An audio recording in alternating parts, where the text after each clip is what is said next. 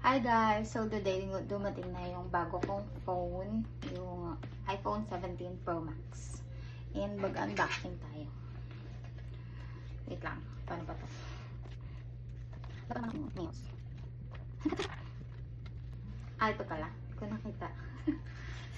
Ano ba yan? Yan. So ito na guys. Ay! Nagpamahulog. Tadaan! So, ito na. Yung binili kong color is same lang ng old phone ko with Nike. Nagdala sa charge. Yan.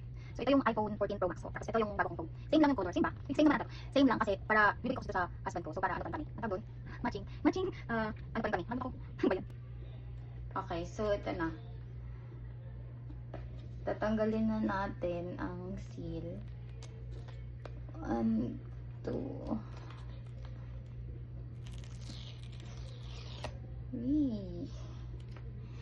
and another one sa bottom part. Ito na guys. Yay! Ito na! Ay, hindi pala siya same ng color. Silver pala to. Pero pwede na. So, ito na guys.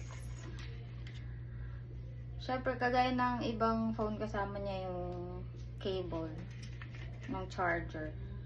Cord ng charger. Cord. So, hindi pala siya same ng color kasi ito white, tapos ito silver. Pero pwede na. Tapos, kasing nga lang sila. Ito. Patanggalin muna natin to. Ito na. Uy. And then, open na natin. Ito. Ayun na.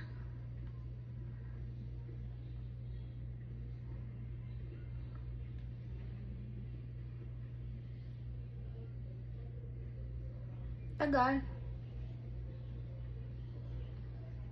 Di pala sila same ng color, pero pwede na rin. Pag malayo naman parang hindi talaga siya same. Ayun na guys, nag-open na. So yan, ito na ang aking bagong phone. Set up ko lang and then I have to put my case. So yun na guys, thank you. Bye!